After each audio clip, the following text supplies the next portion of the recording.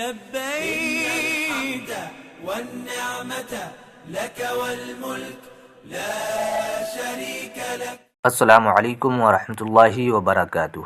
حج کا بیان. حج ایک کام نہیں بلکہ کئی عبادتوں، چھوٹے بڑے متعدد ثوابی کاموں کے مجموعے کا نام حج ہے، جن میں کوئی فرض یا واجب ہے، کوئی سنت یا مستحب ہے. پھر عزم ادا کی کیفیت کے یعنی نوعیت احرام کے لحاظ سے حج 3 قسم کا ہوتا ہے، جیسے پہلے بھی بتایا جا چکا ہے. نمبر 1 حج افراد، حاجی کو مفرد کہتے ہیں. نمبر 2 حج تمتع، حاجی کو متمتع کہتے ہیں. نمبر 3 حج قران، حاجی کو قارن کہتے ہیں. حج کی سعی 3 قسموں کے حاجیوں پر واجب ہے، اور ہر ایک کے لیے افضل یہ ہے کہ حج کی سعی طواف زیارت کے بعد کرے، اور اجازت ہے کہ اگر چاہے تو پیشگی کر لے، یعنی وقوف عرفہ سے پہلے کر لے، اور آسانی کے پیش نظر یہی زیادہ مناسب رہتا ہے.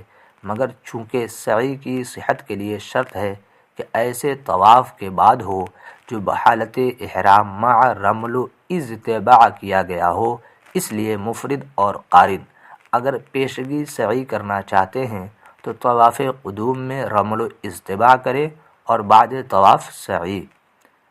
اجمالاً حج کے اعمال اور ترکیب و طریقہ. نمبر 1 احرام اپنی شرطوں کے مطابق. یہ حج کا پہلا عمل ہے اور ہر عازم حج کے لیے ضروری ہے، خواہ وہ دور کا ہو یا قریب کا، یعنی چاہے وہ آفاقی ہو یا میقاتی، حرم والا ہو یا حل والا. اور معلوم ہو کہ میقات سے بے احرام متجاوز ہونا دخول حرم کے ہر قاصد پر حرام ہے، گناہ ہے اور موجب دم بھی، اگرچہ وہ نہ عازم حج ہو نہ عازم عمرہ بلکہ کسی اور غرض سے جاتا ہو، مثلا تجارت، ملازمت، تعلیم و تعلم وغیرہ. طواف قدوم. یہ طواف صرف مفرد. نمبر 2 یہ حج کا دوسرا عمل طواف قدوم. یہ طواف صرف مفرد اور قارن کے ذمے ہے، بشرطے کہ آفاقی ہو، یعنی اسے متمتع نہیں کرے گا، نہ معتمر نہ غیر آفاقی. یہ حج کا دوسرا کام ہے اور سنت ہے، فرض و واجب نہیں، لہٰذا اس کا ترک موجب دم نہیں. ہاں مورث حرمہ نصیبی ہے، بڑے گھاٹے کی بات ہے. نمبر 3 حج کی سعی. یہ تینوں قسموں کے حاجیوں کو کرنی ہے. یہ حج کا ایک لحاظ سے تیسرا عمل ہے، ویسے اصل ترتیب کے لحاظ سے اس کا نمبر طواف زیارت کے بعد ہے. یہ عمل واجب ہے، فرض نہیں، اس کا ترک موجب دم ہے. نمبر 4 وقوف عرفات. یہ عمل حج کا سب سے بڑا اور عظیم شان کام ہے، گویا روح حج ہے. حج کے 2 رکنوں میں یہ کام پہلا اور اہم رکن ہے، اور تینوں قسموں کے حاجیوں پر مفرد، متمتع، قارن اور ہر ایک پر فرض ہے. اگر چھوٹ گیا یا فاسد ہو گیا تو اس کی تلافی یا بھرپائی کا کوئی انتظام نہیں ہو سکتا بجز اس کے کہ آئندہ اس کی قضا کرے. واضح ہو کہ لفظ رکن سے یہاں مراد ہے حج کا اندرونی کار فرض، اور بیرونی کار فرض کو رکن نہیں بلکہ شرط کہتے ہیں، جیسے احرام.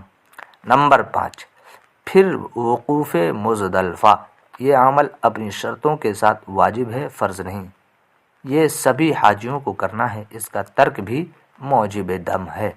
نمبر 6 پھر رمی. پہلے دن صرف جمرہ عقبہ کی. یہ عمل بھی واجب ہے، فرض نہیں. ہر واجب کی طرح اس کا ترک بھی موجب دم ہے. نمبر 7 قربانی.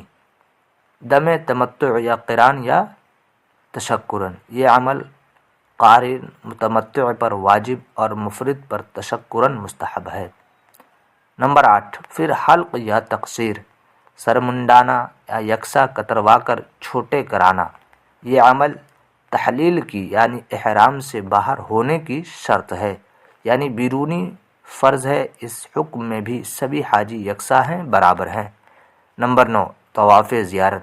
10ویں یا 11ویں یا 12ویں میں یہ کام حج کا دوسرا آخری رکن ہے، یعنی اندرونی فرض، مگر شرط ہے یعنی واجب ہے کہ 12ویں کے غروب سے پہلے پہلے کر لے، ورنہ ترک واجب کی وجہ سے دم واجب ہوگا. اس طواف کا وقت وقوف کے بعد سے آخر عمرہ تک ہے. نمبر 10 پھر رمی تینوں جمرات کی 11ویں کو. یہ عمل واجب ہے اپنی شرطوں کے ساتھ. نمبر 11 پھر تینوں جمرات کی رمی 12ویں کو بھی، یہ 12ویں کی رمی بھی سب پر واجب ہے۔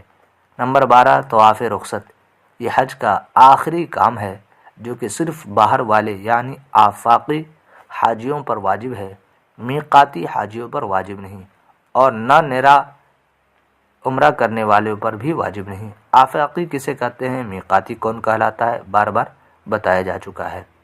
محترم سامعین و ناظرین، آج بس اتنا ہی۔ آپ ویڈیو کو دیکھتے رہیے، اور ویڈیو اچھی لگی ہے تو لائک کریں، کمنٹ کریں، اور چینل پر نئے ہیں تو سبسکرائب کر بیل آئیکن پریس کریں۔